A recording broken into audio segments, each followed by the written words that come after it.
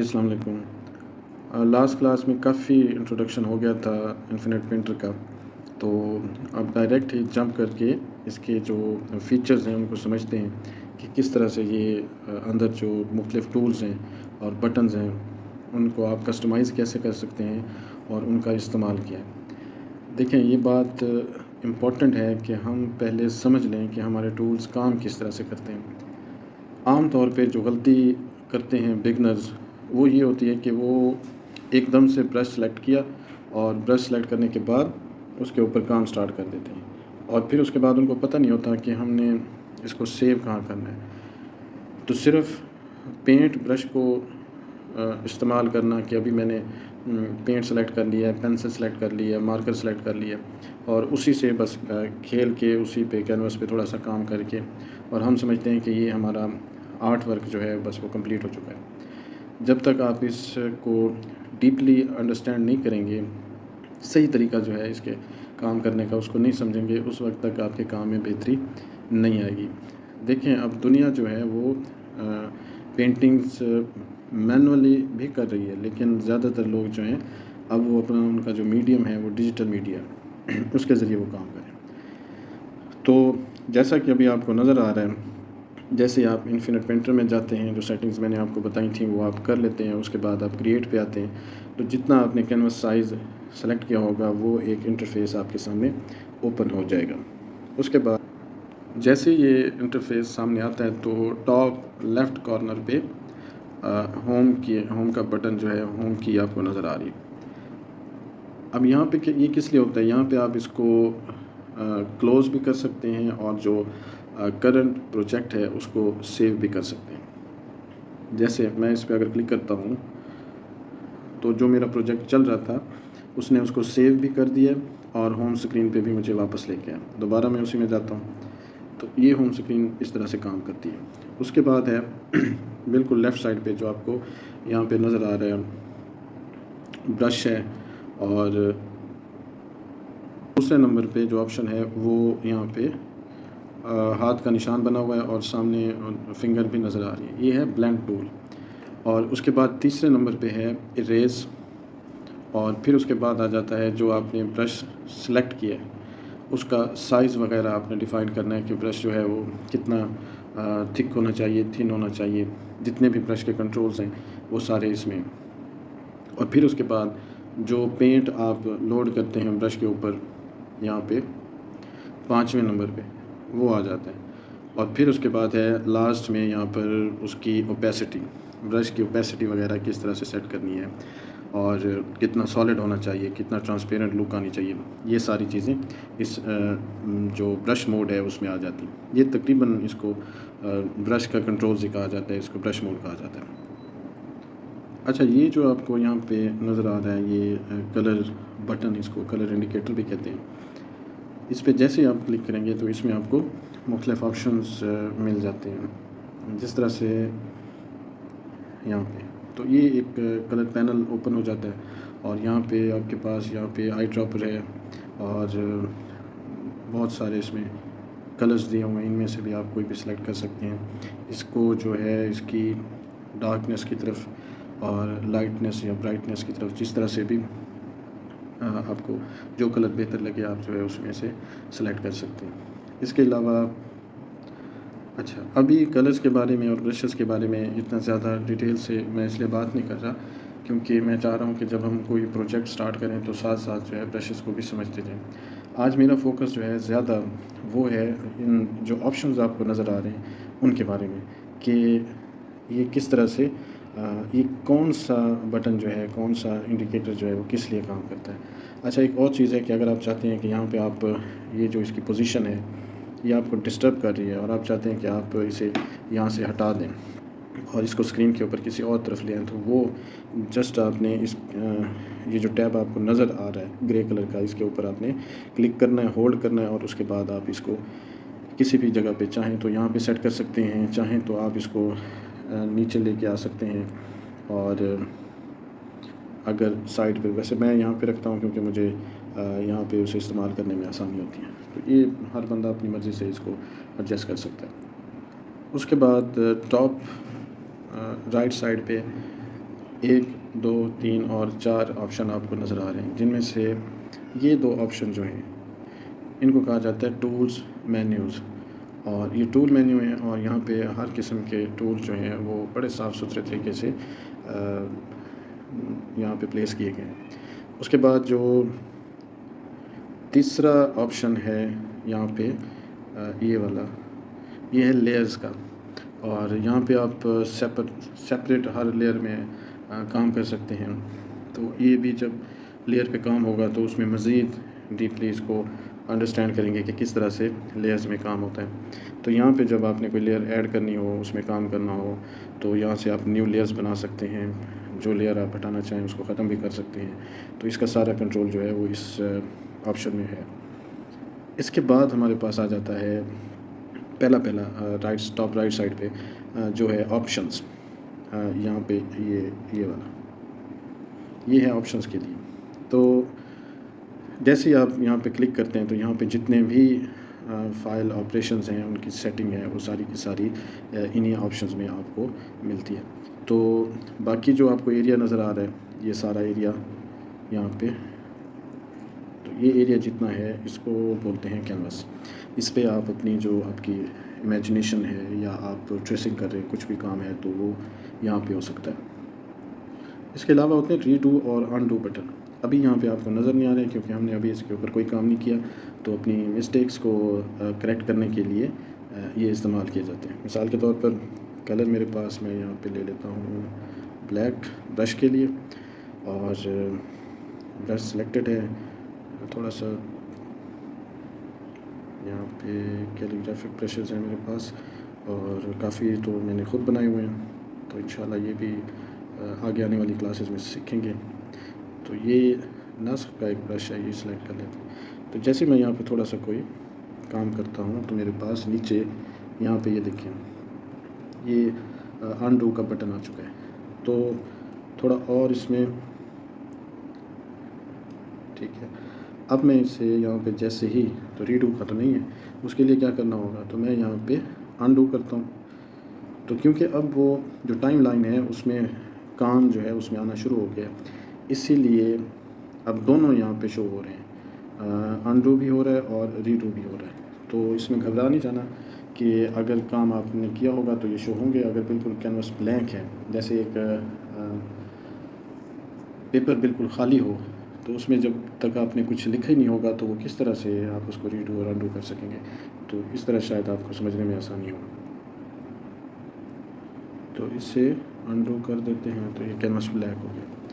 अच्छा, आज का जो मेरा फोकस है, ये स्टेप बाय स्टेप, मैं नहीं चाह रहा कि मैं तमाम चीज़ें एक ही वीडियो में सारी चीज़ें उसमें कर लूँ, और इसलिए मैं डीपली एक एक चीज़ को साथ लेके चल रहा हूँ। तो मेरा जो फोकस है इस क्लास में वो होगा लेयर्स के ऊपर, कि लेयर क्या चीज़ हैं, कैसे काम करती हैं।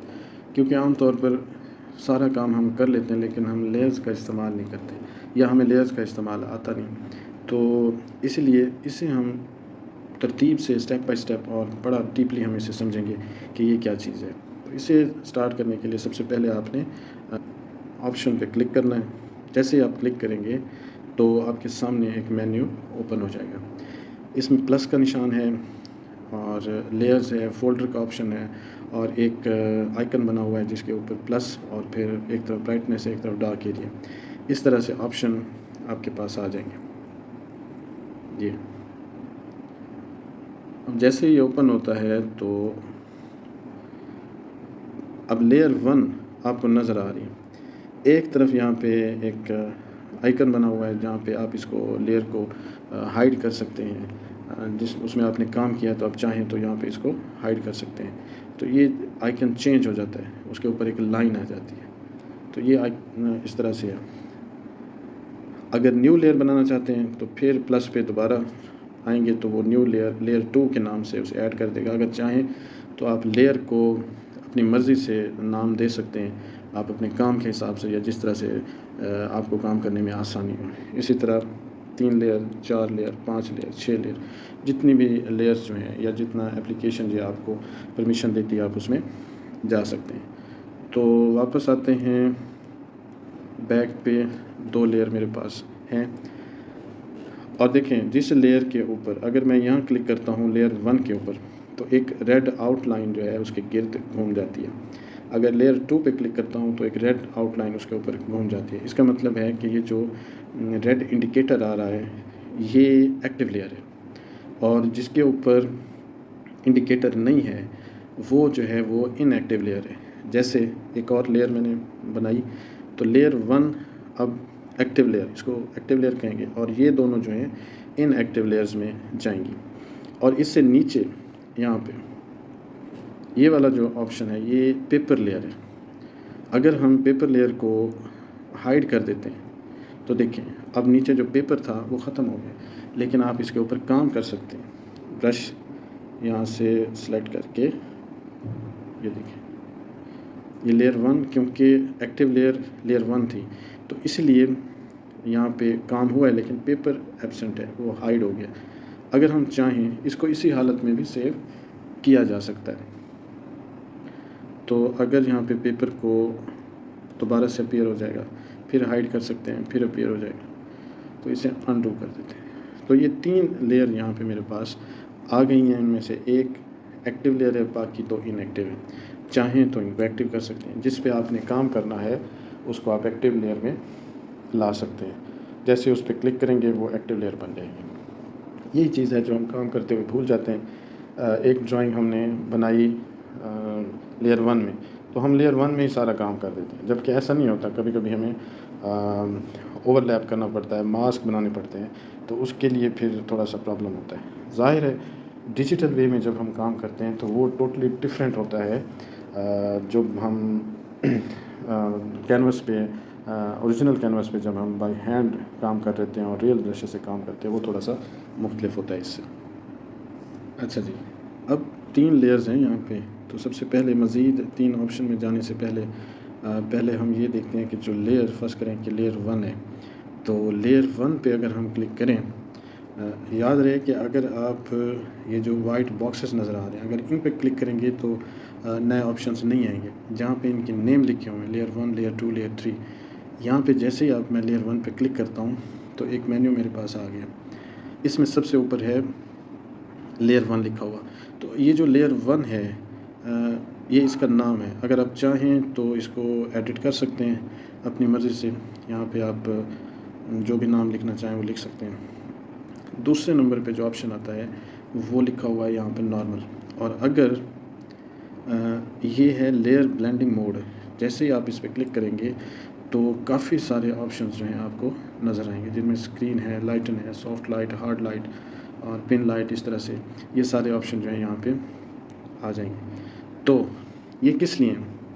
ये जो ऑप्शंस हैं दोबारा यहाँ पे नॉर्मल में, अभी नॉर्मल उसको रखा हुआ है।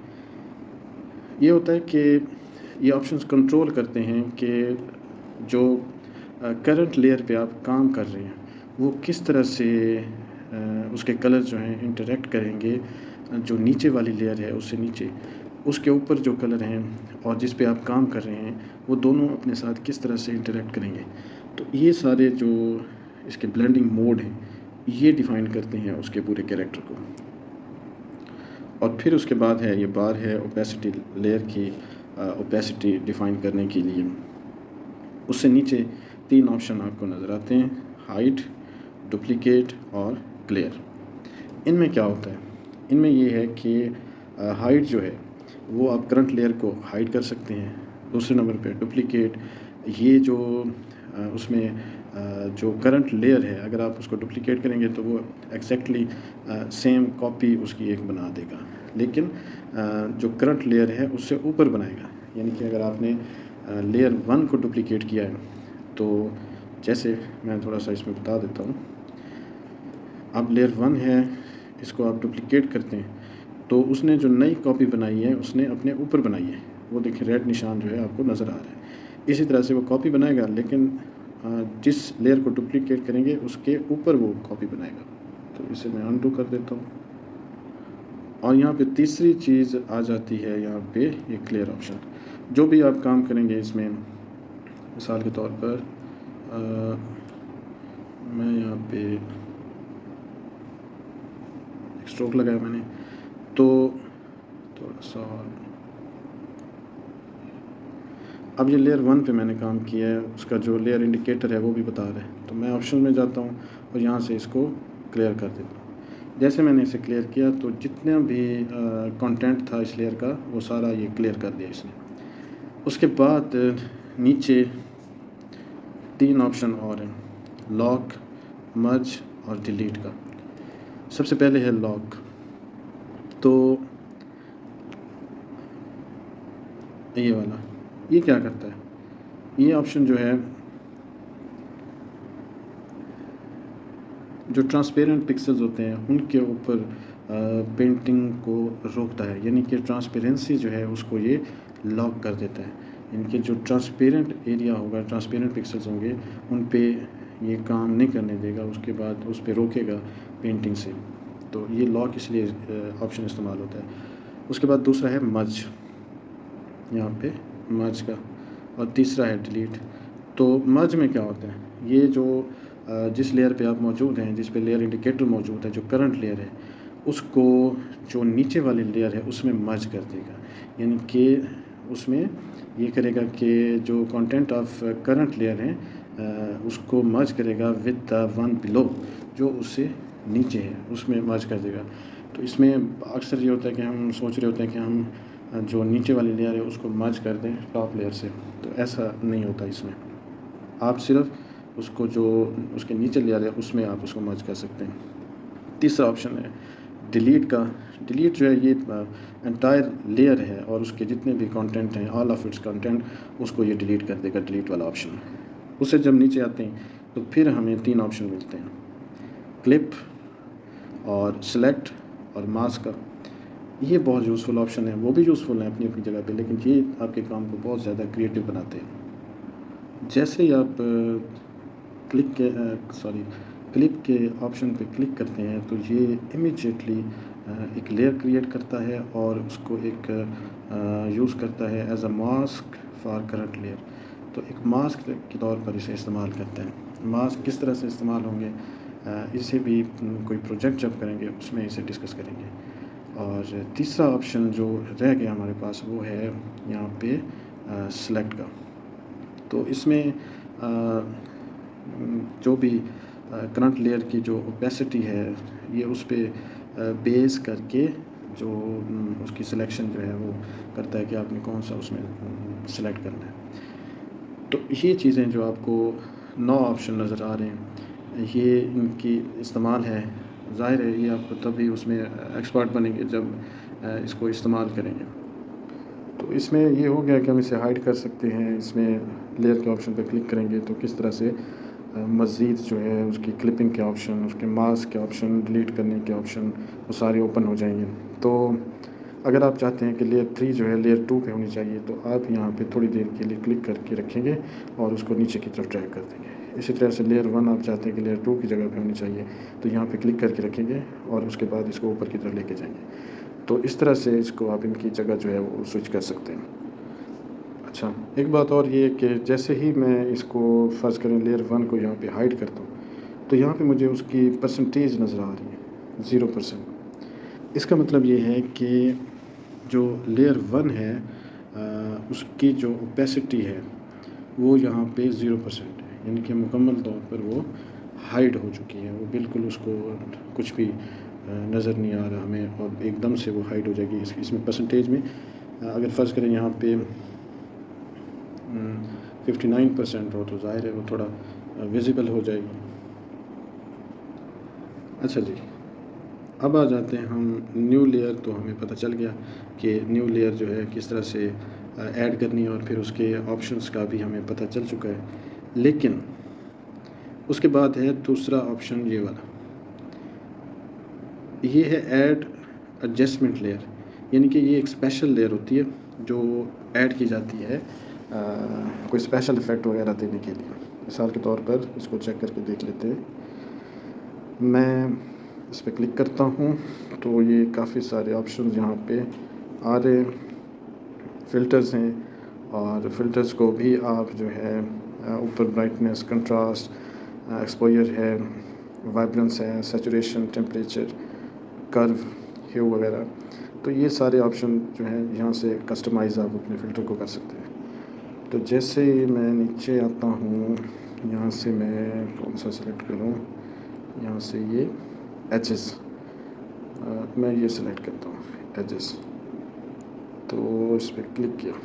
अब देखें 3 लेयर मेरे पास पहले थी, 1 2 3, और एक स्पेशल लेयर जो है इस ऑप्शन के ज़रिए इन सब के ऊपर ऐड हो चुकी है। तो अब मैं क्या करूँगा, ये कैसे काम करेगा ये भी अभी देख लेते हैं। तो मैं यहाँ पे अगर हम लेयर 1 सेलेक्ट करेंगे, 2 या 3 सेलेक्ट करेंगे, तो इस कैनवस के ऊपर जो है काम होगा। अगर हम एजेस वाली लेयर जो स्पेशल लेयर थी, वो तो जस्ट एक स्पेशल इफ़ेक्ट है, स्पेशल लेयर है, इस पर काम नहीं होगा।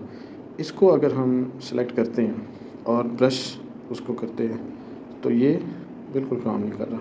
यहाँ पे देखें कोई लाइन नहीं लगी, ठीक है। तो मैं क्या करता हूँ, लेयर 1 सेलेक्ट करता हूँ, और याद रहे स्पेशल लेयर मैंने ऊपर लगाई हुई है।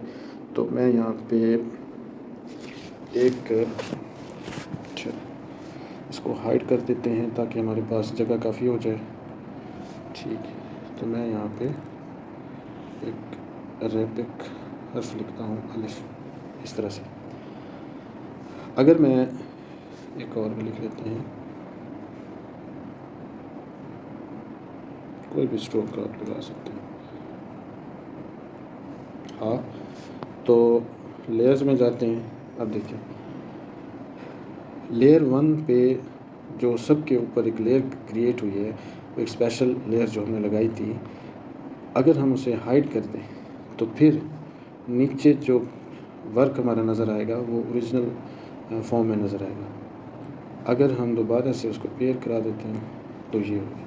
तो ये बड़ा एक ज़बरदस्त ऑप्शन है। इसी तरह से सारे फ़िल्टर जो हैं वो, तो ये जो स्पेशल लेयर है ये बहुत कमाल का ऑप्शन है, और इसमें काफ़ी सारे ऑप्शंस मौजूद हैं। तो हम अपने काम के साथ साथ जिस तरह का हमें काम चाहिए हम जो है उसमें कर सकते हैं। और याद रहे सिलेक्शन होनी चाहिए लेयर की, इसी तरह से। और यहाँ पे मुख्तलिफ़ कंपोजिशन जो भी आप बनाना चाहें।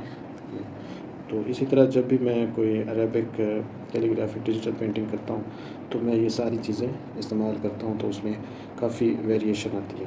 तो इसमें मुख्तलिफ हो सकता है, आप ये आपकी क्रिएटिविटी पे डिपेंड करता है कि आप उसको कितना क्रिएटिव लेके चलते हैं चीज़ों को।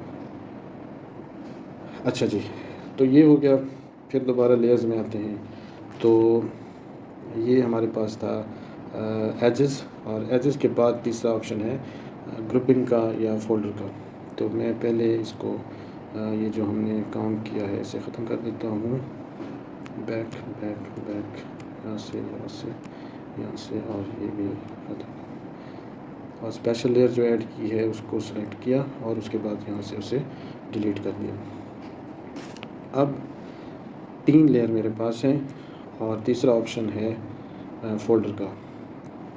यहाँ से फ़ोल्डर जैसे ही सिलेक्ट करेंगे तो वो ग्रुप बन जाएगा, इनके ग्रुप 1। देखें अब ये ग्रुप 1 में कौन सी लेयर आई है, ग्रुप 1 में लेयर आई है लेयर 1, क्योंकि वो जो एक्टिव लेयर थी उस पर हमने क्लिक करके रखा हुआ था, वही ग्रुप 1 में शामिल हुई है। इसी तरह अगर आप ग्रुप बनाएंगे तो शुरू से उसमें उसका ग्रुप बना देंगे, यानी कि लेयर 1 जो होगी उसका ग्रुप बना देंगे। इसी तरह मज़ीद भी ग्रुप जो है इसमें ऐड किए जा सकते हैं।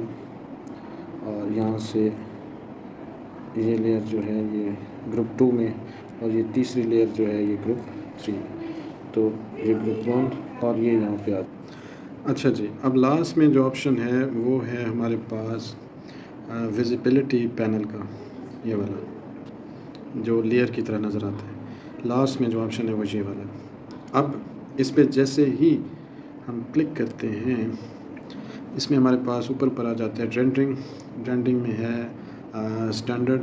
देखें अगर आपको कोई ख़ास कलर प्रूफिंग नहीं चाहिए तो फिर तो इसको आप ऐसे ही रहने दें नॉर्मल स्टैंडर्ड पे। अगर कोई ख़ास इसमें आपको कलर प्रूफिंग चाहिए, कोई ख़ास तब्दीली चाहिए तो फिर आप जो है इनमें से कोई भी सिलेक्ट कर सकते हैं, लेकिन आप इसको फ़िलहाल आपने इसे स्टैंडर्ड ही रहने देना है।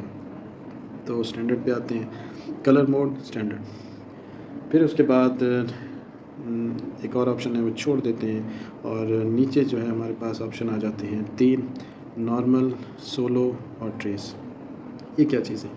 ये भी बहुत इंपॉर्टेंट है। इसी तरह फ़र्ज़ करें आप इसको चेंज कर सकते हैं यहाँ पे और ग्रुप 1 में लेयर 3 और यहाँ से ग्रुप अगर चाहें तो हम इसकी ग्रुप जो है ख़त्म कर देते हैं, सिर्फ लेयर बचे ताकि समझने में आसानी रहे। और इसी तरह से ग्रुप 2 भी डिलीट कर देते हैं यहाँ पे पास थ्रू और लेयर 1। तो अब ये सिलेक्टेड है, इनएक्टिव है। इसी तरह इसमें गया विजिबिलिटी पैनल में और यहाँ पे इसको आप रख देते हैं, फ़र्ज़ करें ट्रेस। तो यहाँ पे कोई भी काम किया आपने इस तरह से,